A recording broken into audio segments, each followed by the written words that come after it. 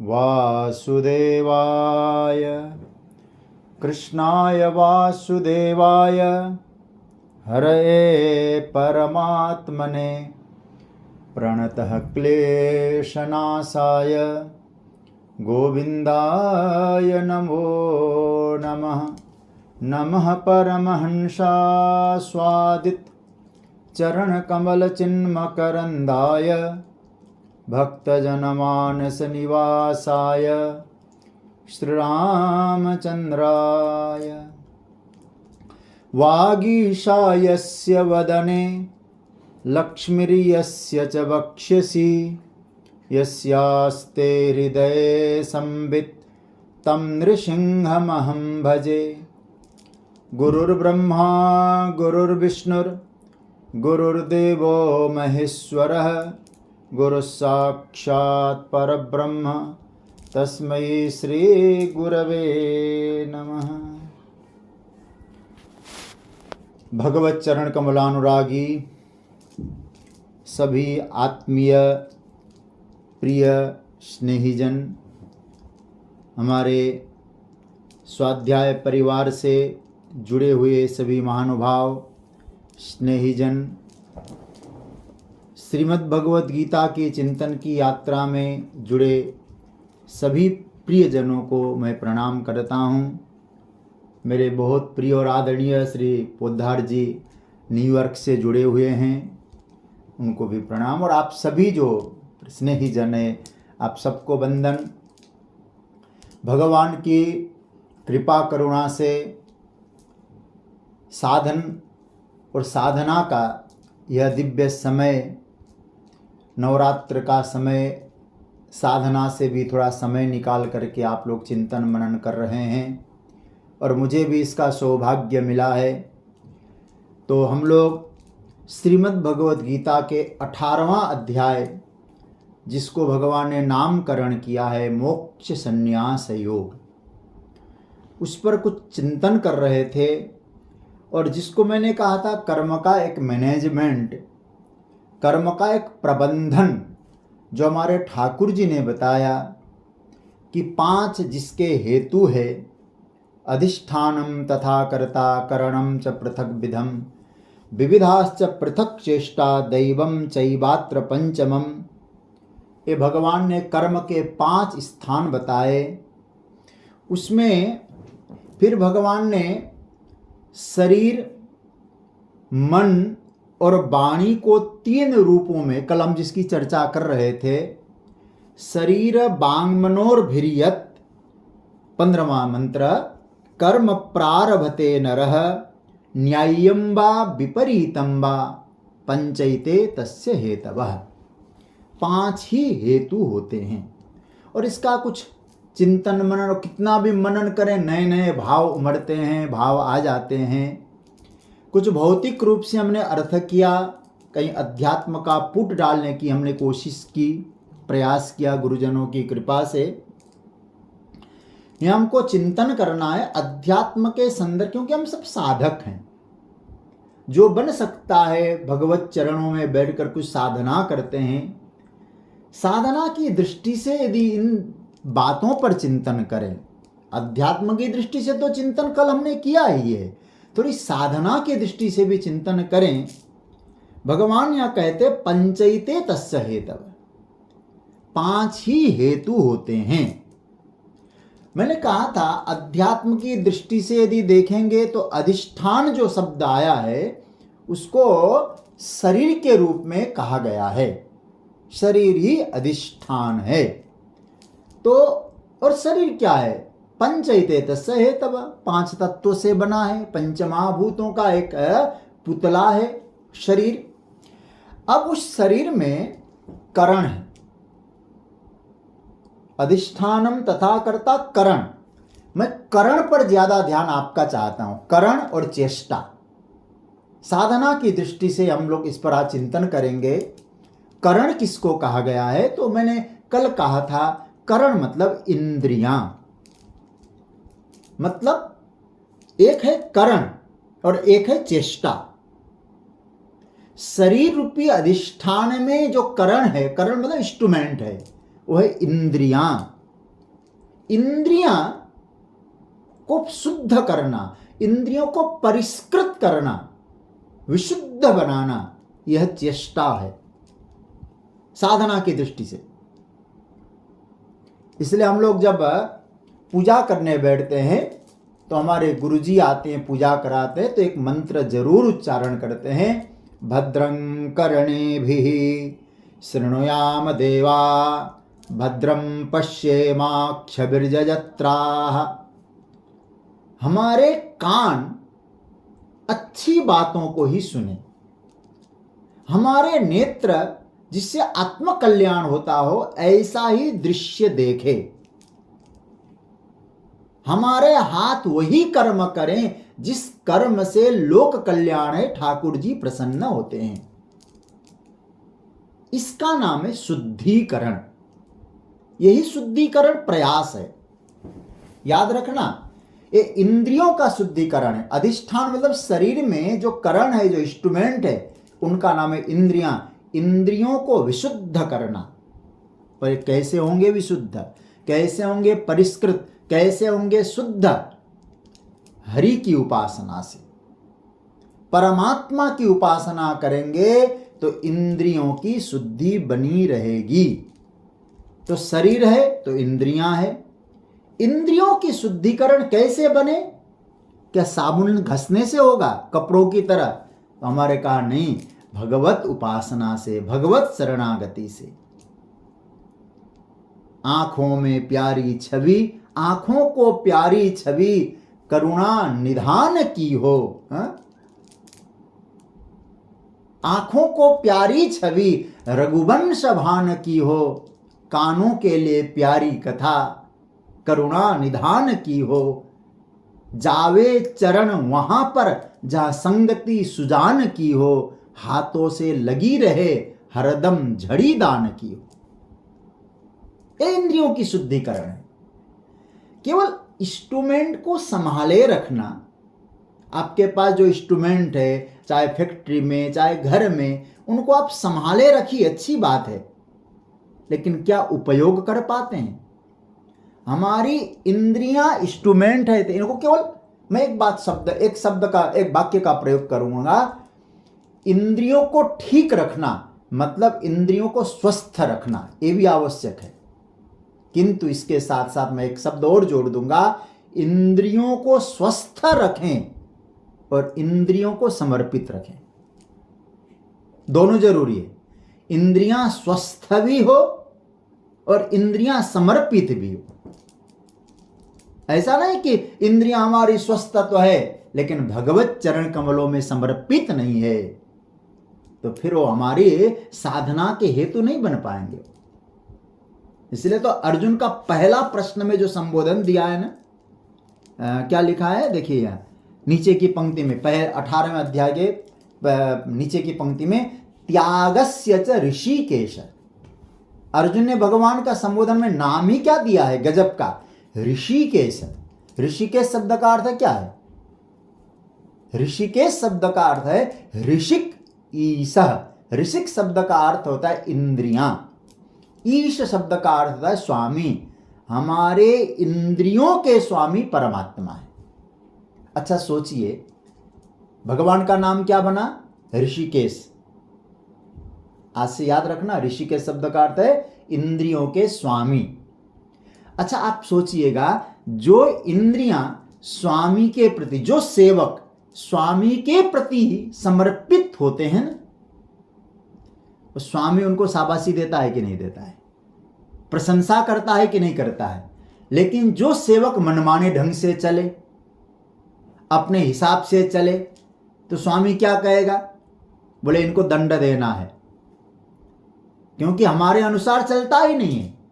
समर्पित बनेंगे, स्वस्थ भी होंगे, समर्पित भी होंगे और ठाकुर के प्रिय भी होंगे।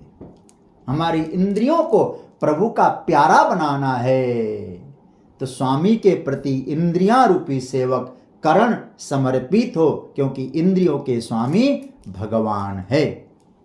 मैं फिर कह दूं, इंद्रियों को संभालना ही नहीं, हमारी इंद्रियां स्वस्थ हो, हमारी इंद्रियां समर्पित हो। इंद्रियों के व्यवहार को खूबसूरत बनाया जाए। करणम च पृथक विधम, निर्मल बनाया जाए। विविधाश्च पृथक चेष्टा। अच्छा, इंद्रियों में सबसे बड़ा इंद्रिय कौन सा है? आप विचार करना। अंतःकरण में देखा जाए तो मन को हम श्रेष्ठ कह सकते हैं, इंद्रियों से परे मन है। तो अब यहां थोड़ा सा चिंतन ये करना है, तो ये जो इंद्रिय में जो श्रेष्ठ है मन, तो परिष्कार का जो क्षेत्र है तो मन बनेगा। मन को परिष्कृत करना है, ये सबसे बड़ा इंस्ट्रूमेंट है भाई। ये जो मनीराम है ना, इसको मुख्य करण कह सकते हैं। मैं करता नहीं बोल रहा हूं, ध्यान देना। एक करण है, इंस्ट्रूमेंट है। और मन जो है ये सबसे बड़ा इंस्ट्रूमेंट है। तो चित्त को कितना आप विशुद्ध रख सकते हैं। और भगवान ने 10वें अध्याय में तो भगवान ने स्पष्ट कहा भी है, इंद्रियाणाम मनश्चास्मि, इंद्रियों में मन मैं हूं। मतलब इंद्रियों को शुद्ध रखें और इंद्रियों के स्वामी जो मन है उसको भी विशुद्ध रखें। और इसको विशुद्ध रखना, याद रखिएगा, ये सबसे बड़ा उद्यम है, पुरुषार्थ है। तो भगवान कहते हैं विविधाश्च पृथक चेष्टा। तो इंद्रिय रूपी जो करण है केवल विशुद्ध करके छोड़ दें, यही नहीं है। उन इंद्रियों का उपयोग करें। आपके पास जो इंस्ट्रूमेंट है, खूब साफ सफाई करते हैं, उसके रोज तेल उल लगाते हैं, यूं ही सजा के रखते हैं कि उसका उपयोग भी करते हैं। इसका उपयोग करें। विशुद्ध इंद्रियों की चेष्टा भी हो, प्रयास भी हो। तो कौन सी चेष्टा? तो मैं फिर कह दूं और वेदांत वाक्य को, श्रवण, मनन और निधिध्यासन। विविधाश्च पृथक चेष्टा। मतलब इंद्रियां जब परमात्मा से जुड़ जाए तो याद रखिएगा, इंद्रियों की प्रगति भी होगी, इंद्रियां दिव्य भी बनेगी। हे अर्जुन, एते पंच हेतवः, ये 5 हेतु है। कर्म के 5 कारण है। चाहे अध्यात्म के क्षेत्र में हो, चाहे भौतिक क्षेत्र में हो, चाहे साधना के क्षेत्र में हो, हर तरफ से इसको अच्छी तरह से परखना, विचार करना, समझना। बहुत सुंदर श्लोक है। तो कल हम लोग चर्चा कर रहे थे, चर्चा क्या चल रही थी? भगवान ने यहां कहा 15वें मंत्र में, न्याय्यम वा विपरीतम वा पंचैते तस्य हेतव। न्याय संगत कर्म हो चाहे अन्याय युक्त कर्म हो, जो भी कर्म है उसके 5 हेतु बताए गए। और उन 5 हेतु को भगवान ने संक्षेपीकरण किया। संक्षेपीकरण करके कहा, शरीर वांग मनोभिर्यत। शरीर, वाणी और मन। मन, वचन, तन, मन और वाणी। मनसा वाचा कर्मणा। कर्म मतलब शरीर से होता है। यदि इन तीनों को, एक बात और समझना,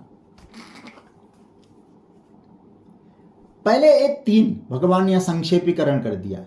5 हेतु है, लेकिन कर्म में तीनों की प्रधानता देकर भगवान ने कहा, इन कर्मों को, इन तीनों को यदि आपने अपना माना, क्योंकि मन को आप अपना मान नहीं सकते, क्योंकि परमात्मा पहले कह रहे हैं, इंद्रियाणाम मनश्चास्मि, इंद्रियों में मन मैं हूं। कर्म हमारा शरीर कर रहा है, तो क्रिया भी हमारा, वाणी बोलती है तो किसी की अधिष्ठान सत्ता में बोल रही है। तो इन तीनों को यदि हम लोग अपना माने और अपने लिए कर्म करें, याद रखना है, ये जो करण है, इन करणों को, इन तीनों को अपना माने और अपने लिए कर्म करें, तो याद रखिएगा उस कर्म में अशुद्धि आ जाती है, विपरीतता आ जाती है। अब इन तीनों को शुद्ध करना हो, स्वयं को अकर्तृत्व में पहुंचाना हो, कोई उपाय है क्या? पहला, कर्तृत्व से अब आपको धीरे धीरे अपने आप को अलग करना है, कर्तापन से पार जाना है। तीनों को शुद्धि करते हुए ये तीनों मुझे मिले हैं। याद रखना, ये तीनों क्या है? कर्म के जो हेतु है, ये पांचों कहें चाहे तीनों कहें, ये मुझे मिले हैं। कई बार क्या होता है, कर्म करने में इंद्रियां हैं, आंखों से देखते हैं, कर्म होता है। अब आंखों से देखना बंद हुआ तो इसका मतलब ये हुआ मुझे कर्म करने के लिए मिले थे, अब हम कुछ कर नहीं सकते, तो किसी ने तो दिया था। कान से सुन नहीं पा रहे हैं तो हमारा होता, तो आप विचार करना हम कैसे वो कर सकते थे। एक कोई ऐसा कर्म बताएं जो मेरे द्वारा संपन्न होता। तो ये तीनों क्या समझे, दो बातें पकड़ना। जो कुछ करण है उनको अपना मानना, और करणों के द्वारा किए गए कर्म का उद्देश्य अपने लिए मानना, यह अशुद्धि है। इसलिए मैं बार बार इस बात को कहा करता हूं, मिला है, मेरा नहीं है। मिले हुए हैं, जो कुछ भी मिला है तो किसी की बदौलत मिलती है। तो दो बातें आ गई, जो क्रियाएं हो रही है और ये जो उपकरण आदि मिले हैं। तो आप विचार करना, ये उपकरण भी उस समष्टि से मिले हैं, तो समष्टि से मिले हुए उपकरणों के द्वारा मैं समष्टि के लिए कर्म करूं तो आपको कर्म बंधन नहीं होगा। सारी शक्तियां जो मुझे मिली है मेरी अपनी नहीं, समष्टि से मिली है। उसी समष्टि से शरीर मिला, समष्टि से इंद्रियां मिली, उसी समष्टि के लिए, सबके लिए मैं कर्म करूं तो याद रखिएगा कर्म बंधन कारक नहीं है। लेकिन अविवेक के कारण मनुष्य जब शरीर की क्रियाओं को अपना मान लेता है और क्रियाओं का उद्देश्य जो अपने लिए मानता है, वो कर्म में अशुद्धि आती है। और कर्म को शुद्ध बनाना है तो करण प्रभु का माने और कर्म का उद्देश्य सबके लिए हो, ये भाव बन जाए। तो मैं 5 चीजें आपके सामने रखूंगा, फिर आगे के श्लोक में जाऊंगा। इन बातों पर चिंतन करके मैंने 5 पॉइंट रखे हैं, 5 पॉइंट लिखे हैं। वो आप लोग अच्छा लगे तो विचार कर लेना। पहला 5 पॉइंट में, कर्ता निरभिमान हो, बिल्कुल निरभिमान, अहंकार का स्पर्श उस कर्ता को न हो। दूसरा, करण विशुद्ध, हर इंस्ट्रूमेंट को संभालते हैं ना, हमारी इंद्रियां विशुद्ध हो। कर्ता निरभिमान हो, फर्स्ट पॉइंट।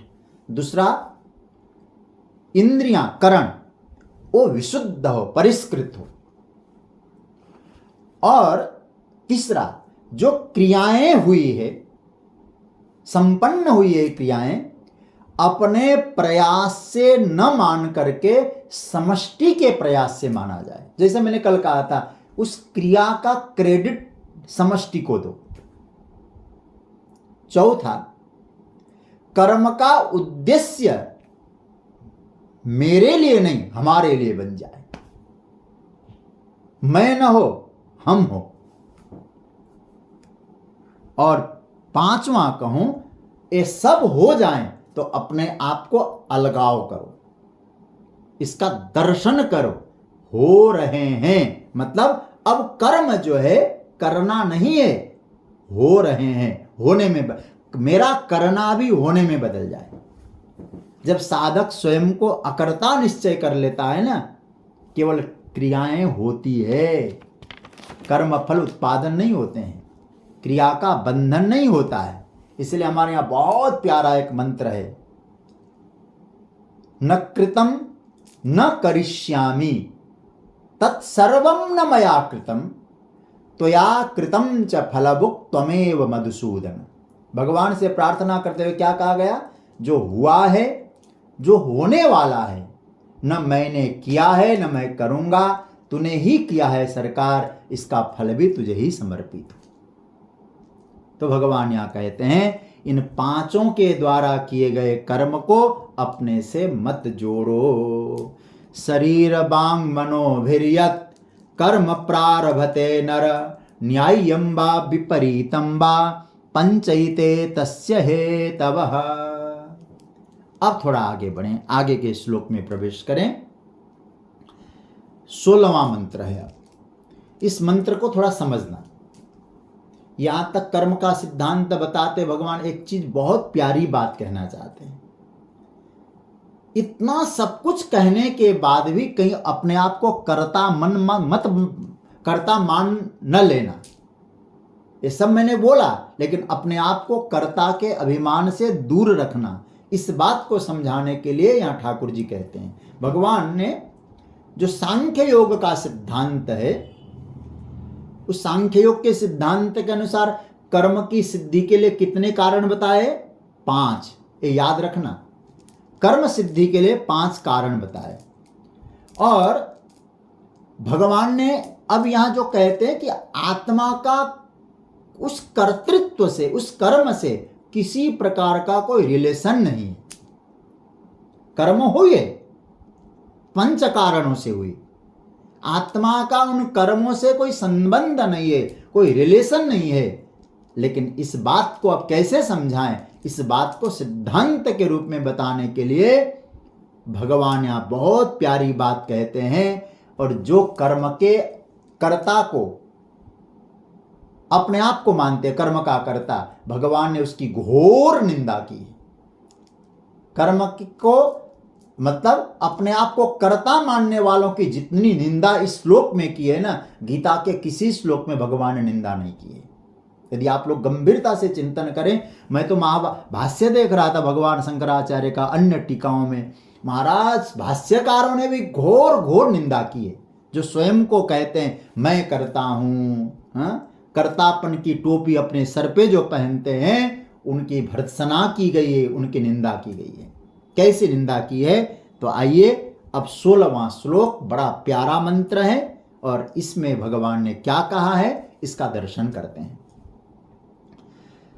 तत्रैवं सति कर्तारम् आत्मानं केवलं तु यः पश्यत्य कृतबुद्धित्वान् न स पश्यति दुर्मतिः। तत्रैवं सति कर्तारम् आत्मानं केवलं तु यः पश्यत्य कृतबुद्धित्वान् न स पश्यति दुर्मति। इसका अन्वय पहले देख लीजिए, फिर अर्थ देखना। तू तत्र एवं सति यह अकृत बुद्धित्वात् केवलम आत्मानं कर्तारं पश्यति स दुर्मति न पश्यति। क्या कह रहे ठाकुर जी? तत्र तू मतलब परंतु, हे अर्जुन, तत्र एवं सति उस विषय में, कर्म के संदर्भ में, ऐसा होने पर भी यह अकृत बुद्धित्वान मतलब जिसकी बुद्धि में शुद्ध संस्कार नहीं है, ऐसे अकृत बुद्धि वाला व्यक्ति बुद्धि के कारण केवलम आत्मानं कर्तारं पश्यति, केवल आत्मा को, अपने को कर्ता मानता है। सदुर्मति, वह दुर्मति वाला है, बुद्धिहीन है, अज्ञानी है। न पश्यति, वह सही को समझता ही नहीं है, यथार्थ समझ ही नहीं पा रहा है। इसका अर्थ फिर एक बात समझ लो, मतलब उस विषय में, कर्म के विषय में इतना विश्लेषण करने के बाद भी जो अशुद्ध बुद्धि के कारण केवल अपने आप को ही कर्ता मान लेता है, वह दुर्मति, वह अज्ञानी, यथार्थ को नहीं समझ पाया, सही उसने देख नहीं पाया। अब थोड़ा सा गंभीरता से चिंतन करिए। मतलब हम लोग अब तक यहाँ जो बातें देखते हुए आ रहे हैं, चिंतन करते हुए आ रहे हैं, तो कर्म के कई फैक्टर हम लोगों ने देखा। उसमें हमने कल या परसों दैव की विशेष चर्चा करी और ये भी बात बताई, दैव को स्वीकार करने से साधक में विनम्रता आ जाती है। तो कर्म के अनेक फैक्टर रहता है। भगवान यहां कहते हैं इन फैक्टरों के द्वारा, इन उपकरणों के द्वारा जब कर्म संपन्न होते हैं, कर्म संपन्न हो रहे हों अथवा कर्म हो रहे हों, उस वक्त कोई व्यक्ति ये कहे कि मैं करता हूं, मैं करने वाला हूं, भगवान कहते इससे बड़ा कोई अविवेक नहीं हो सकता है। बहुत गंभीरता से समझना। कर्म समष्टि में हो रहे हैं, कर्ता समष्टि का है, फिर मैं अकेला, कर्म समष्टि में हो रहे, उपकरण ठाकुर जी के दिए हैं, तो फिर मैं अकेला उस कर्म का कर्ता कैसे बन सकता हूं? केवलम आत्मानं कर्तारम पश्यति सदुर्मति न पश्यति। केवल अपने आप को, यहां केवल शब्द का बहुत प्यारा अर्थ है। केवलम, केवलम का तात्पर्य क्या है? केवल अपने को ही कर्ता मान लेता है। आप सोचिएगा, हमारा का, मैंने उस दिन कहा था जब कर्म पंचायत की चर्चा करी थी, यदि 5 को भी मान लो और आप करने वाला, चलो थोड़ी देर के लिए, ऐसे तो भगवान यहां बिल्कुल मना कर रहे तुम करने वाला, क्योंकि आत्मा के रूप में, अधिष्ठान के रूप में माना जाए, आप करता, चलो मैं मान लूं कि आपने किया भी है, तो आपके पास 4 हेतु न हो तो काम कर पाएंगे क्या? तो केवलम शब्द में आपने 4 को तो नकार दिया, न करण को लिया, न अधिष्ठान को लिया, न दैव को लिया, न आपका परिश्रम आया। केवल, केवल क्या कहा? मैं करता हूं, इसलिए केवलम। यहां केवलम का तात्पर्य अपने को ही कर्ता मान लेना, ये दुर्मति है, ये अविवेक है। मैं जब दुर्मति शब्द देखता हूं तो मुझे मानस की वो पंक्ति याद आती है, जब विभीषण ने रावण से कहा था, हे रावण, सुमति कुमति, इसी कुमति को दुर्मति कहो,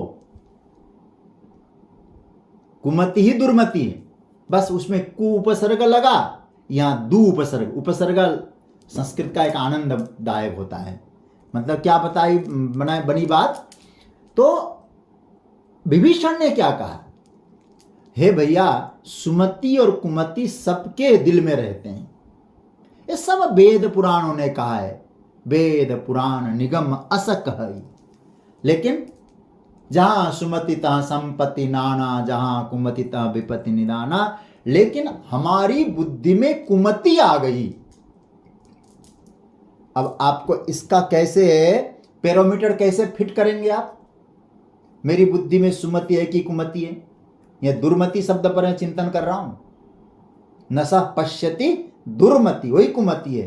रावण भैया, विभीषण कह रहे हैं, तब उर कुमति बसी विपरीता, हित अनहित मानहु रिपु प्रीता। विभीषण ने कहा, भैया जो मेरे कल्याण के बारे में सोचते हैं, हमेशा मेरे कल्याण की ही चर्चा करते हैं, किसी तरह से हो इसका कल्याण होना चाहिए, ऐसा भाव जो रखते हैं, वे तो आपको दुश्मन जैसे लगे, और जो आपके नाश करने पर उतारू बैठे, बोले किस तरह से इसका सर्वनाश होगा, तो समझ लीजिएगा वो आपको प्यारे लगने लगे। मतलब आपके हितैषी आपको दुश्मन लगे और आपका नाश करने वाले आपको प्यारे लगे, तब भगवान विभीषण कहते हैं, तो समझ लीजिएगा अब हमारी बुद्धि में इस समय सुमति नहीं कुमति है। उसी कुमति को यहां दुर्मति कहे ना, क्योंकि स्वयं को कर्ता मान लेंगे तो नाश हो जाएगा। अहंकार विमूढ़ात्मा कर्ताहमिति मन्यते, भगवान गीता में कह चुके। और तो अहंकार विमूढ़ है, अपने आप को कर्ता मान बैठता है, उसका तो नाश होना है। इसलिए दुर्मति, नसः पश्यति दुर्मति। तो भाष्य क्या कहे, भगवान भाष्यकार ने इस बात विषय में क्या कहा? दुर्मति का हेतु क्या है?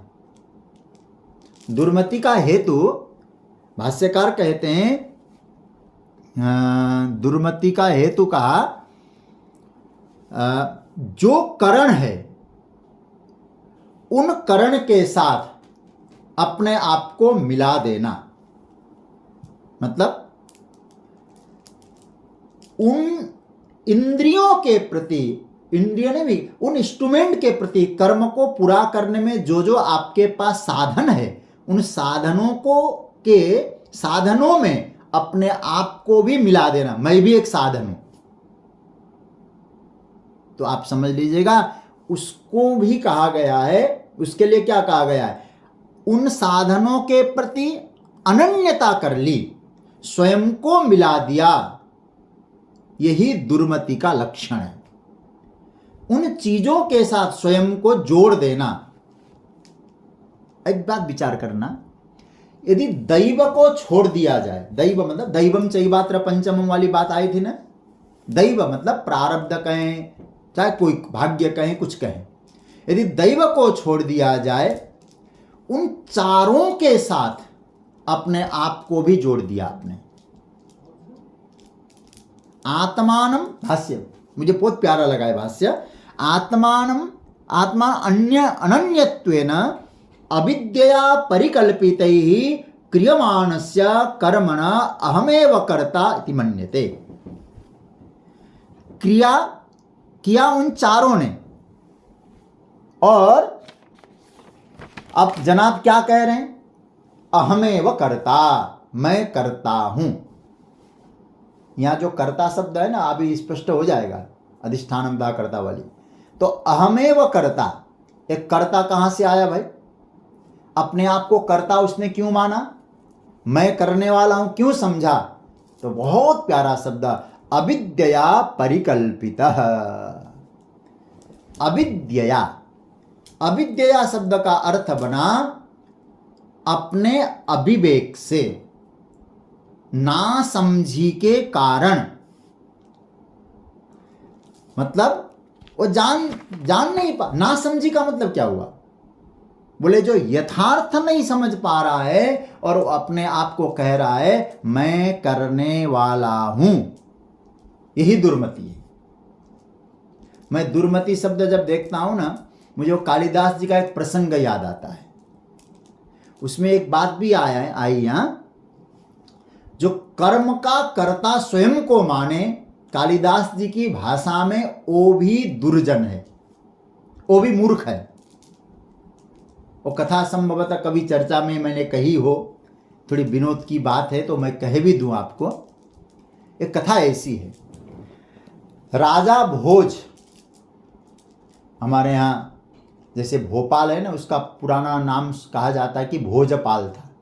वो भोज, राजा भोज का क्षेत्र था, और राजा भोज के यहाँ कभी कालिदास जी थे। अब कोई भी समस्या आती थी राजा भोज को, ध्यान से सुनना, बहुत इंटरेस्टिंग कथा है। तो राजा भोज कालिदास जैसे विद्वान जब है तो उनसे समाधान ले लेते थे, बड़ी नजाकत से समाधान लेते थे। एक दिन की बात है, राजा भोज कहीं राज कार्य के लिए गए थे। उनकी धर्मपत्नी, नाम तो मुझे याद नहीं है, उनकी धर्मपत्नी राजा भोज की एक सैरंध्री के साथ वार्तालाप कर रही थी। सैरंध्री का अर्थ जानते होंगे आप लोग। सैरंध्री शब्द हम लोग महाभारत में तो आपने नाम सुना ही होगा। द्रौपदी सैरंध्री बनी थी विराट राजा के यहाँ। सैरंध्री का अर्थ होता है आजकल की भाषा में ब्यूटिशियन, जो श्रृंगार करती है। तो सैरंध्री के साथ राजा भोज की पत्नी वार्तालाप कर रही थी, बातचीत कर रही थी, अपनी मस्ती में हंसी मजाक, हंसी ठिठोली चल रही थी। जैसे राजा भोज प्रवेश कर गए तो राजा भोज ने तुरंत पूछा क्या बात हो रही है। अब दो आपस में हंसी मजाक कर रहे थे, बातचीत कर रहे थे। राजा भोज ने कहा क्या बात हो रही है? तो राजा भोज की पत्नी ने आज पहली बार राजा भोज को कहा आप मूर्ख हो, यह शब्द का प्रयोग। और बड़ी विदुषी महिला थी राजा भोज की पत्नी। एक शब्द भी राजा भोज की पत्नी कभी व्यर्थ नहीं बोलती थी। अब भोज ने सोचा, मेरी पत्नी ने मुझे मूर्ख कहा है, इसका सीधा सा अर्थ क्या बना कि बहुत बड़ी बात है, कोई ना कोई मतलब है, नहीं तो ये बोल नहीं सकती मुझे मूर्ख। लेकिन अब मैं पत्नी से कैसे पूछ सकता हूं मैं मूर्ख क्यों हूं, क्योंकि फिर अपनी इज्जत चली गई। तो राजा बहुत सोचने लगे, मेरी पत्नी ने मुझे मूर्ख क्यों कहा, मुझे इसका समाधान निकालना है। राजा है, बुद्धिमान तो थे ही। तो अगले दिन सभा जुड़ती है, बड़े बड़े वहां के जो नवरत्न थे सब लोग कभी आते थे। जो लोग आए, राजा भोज का पहला उनके लिए संबोधन होता था, मूर्ख बैठो। अब भोज के सामने कोई बोल नहीं पाता था, मुझे मूर्ख कहा, अपने अपनी जगह पे बैठ जाते थे। बड़ी सावर, चलो राजा ने कहा है तो जैसा भी हो स्वीकार है। किंतु कालिदास जी आए। कालिदास जी आए और कालिदास जी ने राजा भोज के सामने देखा। राजा भोज ने कालिदास को भी कहा, मूर्ख कालिदास बैठो। और कालिदास जैसे व्यक्ति उन्होंने, तब कालिदास जी ने राजा भोज को एक श्लोक सुनाया। श्लोक में यह बात बताई कि हे राजा, यदि मूर्खता की मैं बात करूं, यही दुर्मति शब्द पर मैं ध्यान आपका चाह रहा हूं। नसा पश्यति दुर्मति, अपने आप को कर्ता समझने वाला दुर्मति है, अकृत बुद्धित्वात्, इसकी चर्चा करेंगे हम। तो राजा भोज ने कहा, कालिदास जी ने भोज से कहा, 5 प्रकार के मूर्ख होते हैं और उसमें मेरा नंबर तो नहीं आता है, क्योंकि 5 से मैं बिल्कुल अलग हूं। बोले कौन कौन से होते हैं? खादन्न गच्छामि हसन्न जल्पे, गतम न शोचामि कृतम न मन्ये, द्वाभ्याम तृतीयो न भवामि राजन, किम कारणात् भोज भवामि मूर्खः। इसका अर्थ क्या बना? बोले 5 काम मैं करता ही नहीं तो मैं मूर्ख नहीं हो सकता है। 5 काम जो करे वो उनको मूर्ख बोल सकते हैं, मूर्ख शिरोमणि बोल सकते हैं। पहला, चलते चलते मैं खाता नहीं, खाने के लिए थोड़ी देर रुकता हूं, बैठता हूं, चल भी रहा हूं, पैदल घूम रहा हूं और खा भी रहा हूं। बोले ये मैं कभी नहीं करता, तो इसलिए मूर्ख नहीं हो सकता हूं। दूसरा, हसन्न जल पे, जब मुझे कुछ बातें सुनानी होती है और उस सुनाने में हंसी का प्रसंग भी आता है तो मैं अपनी बात पूरी करता हूं, फिर हंसता हूं। हंसना और बोलना एक साथ बन जाता है तो कालिदास जी कहते वो भी दूसरा मूर्ख है। तीसरा, गतम न सोचामि, जो अब हमारे हाथ में है ही नहीं, चला गया, दोबारा वापस आना नहीं है, अब उसी के विषय में सोच करके दिमाग खराब करने वाला भी नहीं हूं। जो हमारे हाथ में अब वापस मिलना भी मुझे नहीं है तो उसके विषय में सोच नहीं करता। तो 3 हो गए। कृतम न मन्ये, बस मैं आपका ध्यान यहां लगाना चाह रहा हूं, अब इसकी कथा तो पूरी कर दूं मैं। कृतम न मन्ये, चौथा कारण, कोई काम बन जाता है, हो गया काम, तो मैं जानता हूं ये सब करण मिलकर किए हैं और मैं कभी आगे नहीं बढ़ के नहीं कहता मैंने काम किया। कर्म संपन्न होने के बाद यदि कोई कहे कि मैंने इस काम को किया, ये चौथे नंबर का मूर्ख है। चलते हुए खाना, हंसते हुए बोलना, चली गई जो चीज उस पर शोक करना, और जो काम संपन्न होता है उसके बारे में कहूं मैंने किया, ये भी एक मूर्ख है। अभी तक राजा भोज को अपने प्रश्न का उत्तर मिल नहीं रहा, लेकिन 5वां जो उन्होंने कहा, द्वाभ्याम तृतीयो न भवामि राजन, 2 व्यक्ति आपसी आनंद में बातचीत कर रहे हो, मस्ती में आनंद में 2 व्यक्ति बात कर रहे हो, तुरंत मैं जाकर पूछता नहीं हूं कि क्या बात हो रही है, बल्कि उनकी बात शांत हो जाए, वो चुप हो जाए तब मैं बोलता हूं। वो लोग बोल रहे हैं और बीच में ही जाकर मैं टोकूं, मैं भी मूर्ख हूं। तब राजा भोज को बात समझ में आ गई। कल मेरी पत्नी और सैरंध्री आपस में बातचीत कर रहे थे, तो मैंने जाकर कहा क्या बात हो रही है, तो मेरी पत्नी ने कहा था तुम मूर्ख हो। आज कालिदास जी ने जवाब दिया, दो आदमी बातचीत कर रहे हो, उनकी बातों को पूरा नहीं हुआ और बीच में जाकर आप अपनी बात छेड़ दें, वो भी मूर्ख है। तो यहां 5 की चर्चा मैं नहीं करूंगा। यहां भगवान कहते हैं यदि अपने आप को कर्म का कर्ता मान लिया, मैंने किया, तो भगवान भी कहते हैं वो भी मूर्ख है, दुर्मति है। तो इसका मतलब क्या हुआ? अरे भाई, सभी शास्त्रों ने, ग्रंथों ने, इतने दिन से हम लोग गीता चिंतन कर रहे हैं, ये तो समझ में आ ही गया है ना, शुद्ध चेतन तत्व है आत्मा, पर वह कर्ता उसी को मान बैठा। अच्छा विचार करो, आज मैं एक गीता का पाठ आपके सामने कर रहा हूं, गीता पढ़ रहा हूं, गीता के श्लोकों का उच्चारण कर रहा हूं, पुस्तक देख के मैं पढ़ रहा हूं, ये दीपक, लाइट जल रही है, दीपक है, प्रकाश है। तो एक कर्म का कर्ता क्या ये प्रकाश हो सकता है? वो दीपक, हाँ ये जरूर मान सकते हैं हम, उस दीपक न हो, वो प्रकाश न हो तो आप पाठ नहीं कर सकते हैं, पढ़ नहीं सकते हैं, लेकिन उसको तो आप कर्ता नहीं मान सकते हैं। हाँ, उसके सहयोग के बिना नहीं, उसके अधिष्ठान के बिना नहीं है, उसकी सत्ता के बिना नहीं, उसके एग्जिस्टेंस के बिना नहीं है, लेकिन वो कर्ता नहीं है। तो कैसे? अब सूर्य का प्रकाश है, क्या सूर्य का प्रकाश करता है? यदि वो करने वाला होता तो सब अच्छे ही काम करते। ताश खेलने वाले कहां होते, जुआ खेलने वाले कहां होते, गलत काम क्यों होता वहां तो सब अच्छा ही करते। वक्फ बिल का विरोध क्यों होता फिर वहां? कहने का तात्पर्य हुआ, वास्तव में जो शुद्ध चेतन तत्व आत्मा है, जिसमें कर्तृत्व हो नहीं सकता, कभी रहा नहीं है, उस शुद्ध आत्म चेतन को कोई कर्ता मानता है, वो कौन है? भगवान कहते अविवेकी है, अकृत बुद्धित्वात् दुर्मति।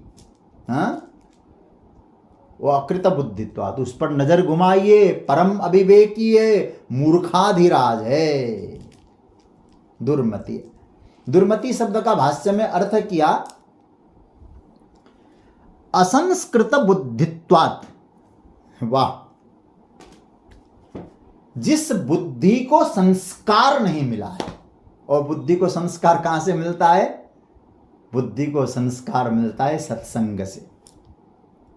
सत्संग के द्वारा बुद्धि सुसंस्कारित नहीं हुई है, ऐसी बुद्धि को ही दुर्मति कहा गया। मुझे लगता है यह बहुत अच्छा तमाचा है जो सत्संग को महत्व नहीं देते। संस्कारहीन बुद्धि। अच्छा महाराज एक बात तो बताइए, संस्कारहीन बुद्धि क्यों बन गई, दुर्मति क्यों हो गई? इसको भी देख लीजिए जरा, बहुत प्यारी बात कही है। जिसने गुरु शरणागति, भगवत संतों की शरणागति, गुरु की शरणागति के पूर्वक वेदांत वाक्य का चिंतन नहीं किया, अविद्या से युक्त होकर को स्वयं को कर्ता मान लिया, इसीलिए उनकी बुद्धि दुर्मति। देखो यहां बहुत प्यारी बात भाष्य में भी आया, वेदांत आचार्य उपदेश न्यायी। शुद्ध कैसे बने वो बुद्धि? फिर बोले गुरुजनों की शरणागति से, सत्संग के माध्यम से, तो आपकी बुद्धि शुद्ध होती है। सपने हो संत सभा नहीं से, जैसे सपने में भी संतों की सभा नहीं सेवन किया है, उसी की बुद्धि ऐसी होती है। और वो बुद्धि क्या कहती है? अहम कर्ता, मैं करने वाला हूं। इसको भगवान भाष्यकार क्या कहते हैं? देहात्मवादी, शरीर को ही आत्मा मानने वाले हैं, इसलिए वो कुछ भी देख नहीं पाता। नेत्र होना ही देखना नहीं होता है। हाँ? आप क्या सही देख पा रहे इसकी कोई गारंटी है?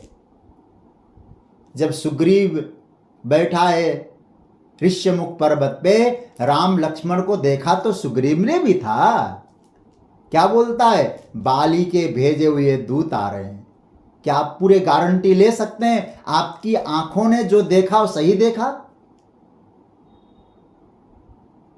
तब सुग्रीव ने, हनुमान जी ने कहा, क्या देख रहे हो? बोले बाली के भेजे हुए दूत आ रहे हैं, आप जाके पता लगा लो, वहां से मुझे इशारा कर देना, यदि बाली के भेजे हुए दूत आ रहे हैं तो तजऊं यह सैला, मैं इस पर्वत को भी छोड़ दूं। हनुमान जी ने कहा तू देख ले, फिर तेरी भी तो आंखें हैं। तब सुग्रीव कहता है आंखों से हर कोई देख नहीं पाता, और ये भी गारंटी नहीं कि जो मैंने देखा वो सही है। आप जो देखेंगे वो सही होगा, क्योंकि सदगुरु की दृष्टि से जो देख पाता है ना, वही यथार्थ देख पाता है। इसलिए आप जो देखेंगे वही सही होगा। तो भगवान भाष्यकार क्या कहते हैं? दृष्टि देने वाला सत्संग है। जिस व्यक्ति ने सत्संग नहीं किया, गुरुजनों का, संतों का आश्रय नहीं किया, तो महाराज उसकी दृष्टि नहीं मिली, यथार्थ ज्ञान नहीं मिला। अच्छा, दृष्टि कौन है? ये दो नेत्रों से हम देख पाते हैं ना, ये आंखें क्या है? तो गोस्वामी तुलसीदास जी ने कहा, मरमी सज्जन सुमति कुदारी, ज्ञान विराग नयन उरगारी। दो नेत्र हैं, एक का नाम है ज्ञान और एक का नाम है वैराग्य। ये दो नेत्र मिलते ही सत्संग से हैं।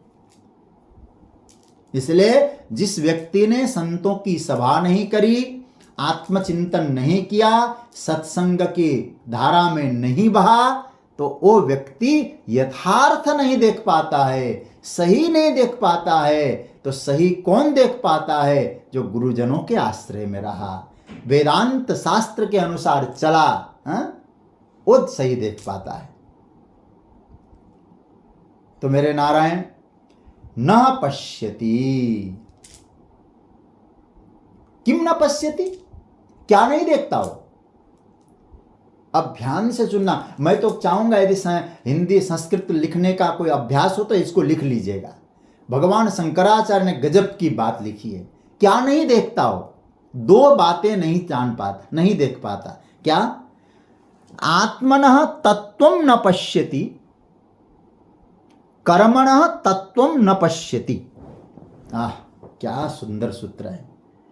वो व्यक्ति बिल्कुल निरा मूर्ख है, अकृत बुद्धि है, उसकी बुद्धि संस्कारित नहीं है, दुर्मति है उसकी बुद्धि में। क्यों?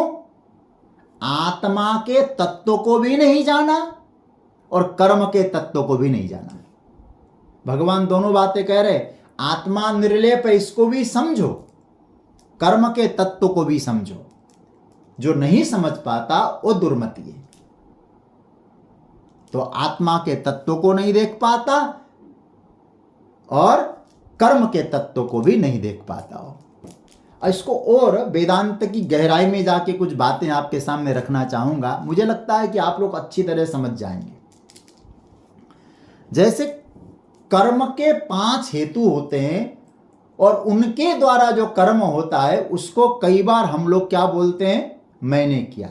अब इसको समझने के लिए मैं एक बात कहूं, कर्म के 5 हेतु हैं और छठे के रूप में मैं थोड़ी देर के लिए कहूंगा, आप अपने आप को रख लो, केवल समझने के लिए। कहीं आप ये बात न कहना कि भाई छठा तत्व अहम है, फिर भगवान ने 5 बताए थे, 6 कैसे हो गए? बाद में प्रश्न भी उठ सकता है। केवल हमको समझना है उन वेदांत के उनको सूत्रों को। इसलिए कुछ देर के लिए 5 तत्व तो ठाकुर जी ने बताया है, हमको समझना है। छठा अहम है, केवल समझने के लिए। इन 5 में स्वयं को जो डुबा दे, जो मिला दे, उसको मानो भगवान यहां कहना चाहते दुर्मति। सही बात क्या है? मैं इन 5 से बाहर हूं। मैं आत्मा की बात कह रहा हूं। करने वाला जो जीव है वो देहधारी, जिसको हम लोग जीव कहते हैं। कल मैंने कहा था लिंग शरीर,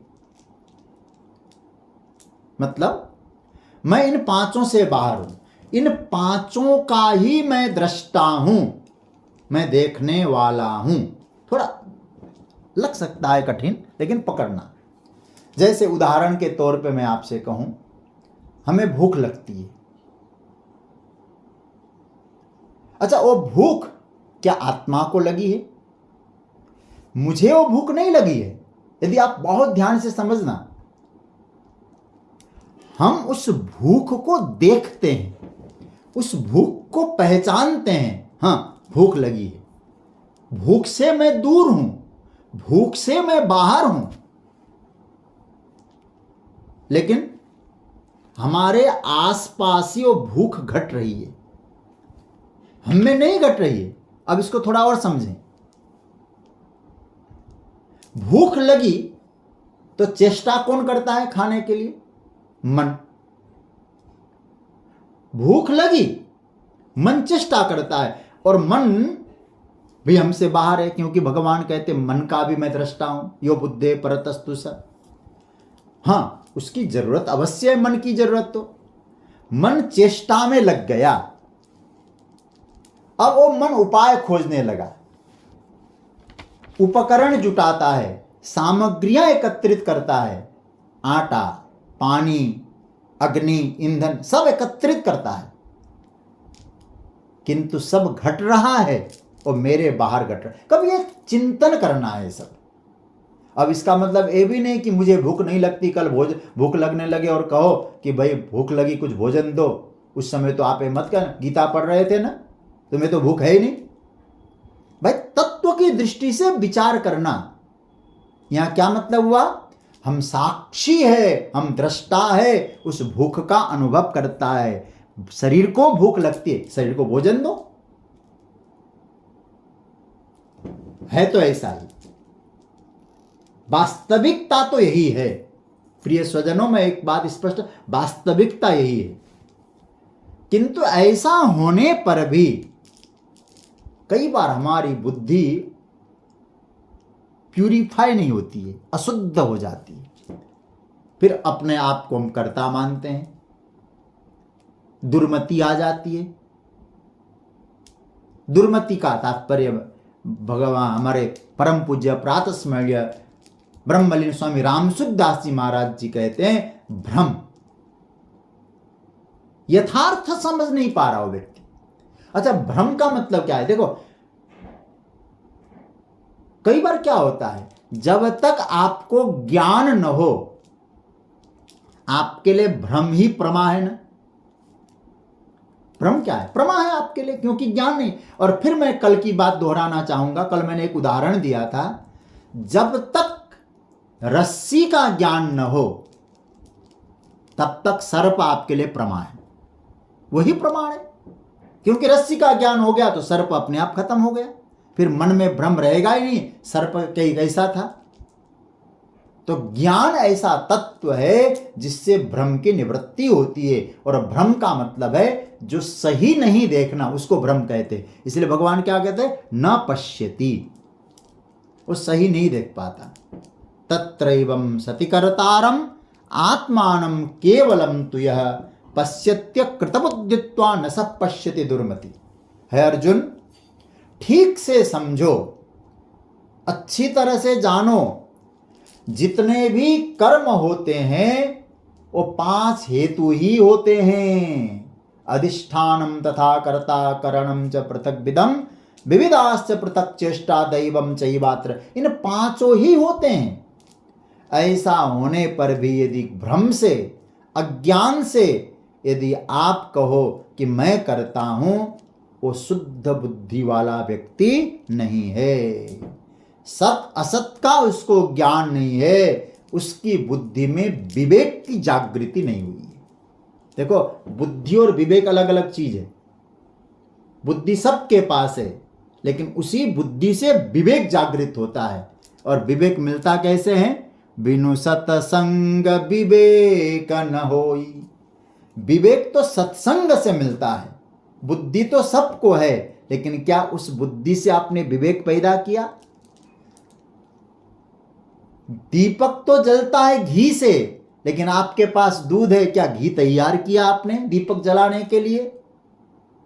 प्रभु ने बुद्धि दी है, अब उससे प्रकाश दिखाना, प्रकाश तैयार करना है, विवेक तैयार करना है। तो मेरे नारायण भगवान कहते बुद्धि को शुद्ध बनाओ, वो सत्संग से होता, अन्यथा एक क्यों है, दुर्मति क्यों आ गई? अकृत बुद्धित्वात्। बहुत प्यारा शब्द है अकृत बुद्धि। यह जो गीता में ये अकृत बुद्धि शब्द बहुत महत्वपूर्ण है। मतलब जिसकी बुद्धि में न विवेक का महत्व है न विचार का महत्व है। विवेक विचार का मतलब क्या है? जड़ चेतन का कोई मूल्य नहीं है, और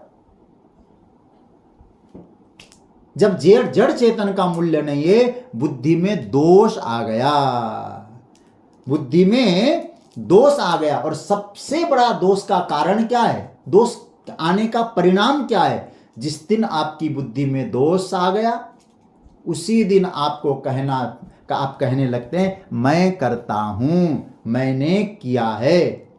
इसलिए भगवान क्या कहना चाहते हैं? अपनी बुद्धि को जागृत करो, बुद्धि से विवेक को प्रकट करो। यदि आपने उस शुद्ध बुद्धि नहीं बनाया, विवेक को जागृत नहीं किया, तो न पश्यति, जो वास्तविक है वो नहीं समझ पाएंगे, जो अवास्तविक है उसी को आप प्रमाण मान जाएंगे।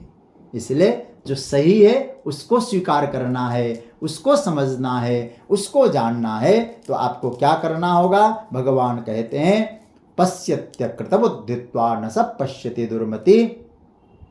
यहां बड़ा प्यारा मंत्र दिया है कि अपने आप को कर्ता मत मानो, क्योंकि केवल अपने को ही कर्ता मानना तो ये बुद्धिहीनता का लक्षण है। उसकी बुद्धि में दोष आ गए हैं। अकृत बुद्धित्वात् स दुर्मति, उसकी बुद्धि में वो बुद्धि दुर्मति, दूषित बुद्धि हो गई। बुद्धि को ठीक करना है तो अपने आप को कर्तापन से अलग करो, कर्म को होते हुए देखो, कर्म हो रहे हैं। और मैं तो इतना ही कहूँगा, अपने आप को चौधरी मत मानो। जो कुछ चल रहे हैं, हम नहीं भी होंगे तो चलता ही रहेगा। फिर मैं उस दिन की बात को दोहराऊंगा, कभी बच्चों से भी मत कहो कि तुमको हमने बड़ा किया। हाँ, नहीं, ये सब अपने आप हो रहा है, प्रकृति कर रही है। भगवान ने एक निमित्त हमको बना दिया है, तो निमित्त को समझो। तो यह भगवान क्या कहते हैं? कर्ता मत मानो अपने आप को। यदि कर्ता नहीं मानोगे, दो भाव है। ज्ञान की दृष्टि से कर्ता न मानने का मतलब ये हुआ कि आप शुद्ध चेतन तत्व को अनुभव कर पाएंगे, और भक्ति की दृष्टि से कर्ता न मानने का मतलब है परमात्मा को ही कर्ता मान लिया तो पूर्ण शरणागति आ जाएगी, कर्म बंधन कारक नहीं होगा। भक्ति की दृष्टि से परमात्मा ही करने कराने वाला है, और ज्ञान की दृष्टि से तो कर्म तो है ही नहीं, क्योंकि शुद्ध चेतन में कर्म होता नहीं है। चाहे भक्ति की दृष्टि हो, चाहे कर्म की दृष्टि हो, अपने आप को कर्तापन के अहंकार से दूर रखोगे ही तभी हमारी बुद्धि शुद्ध होगी। ये भगवान संकेत कर रहे हैं। दूसरा श्लोक तो शायद पढ़ नहीं पाएंगे अभी, तो अब जो है आपको एक सूचना के साथ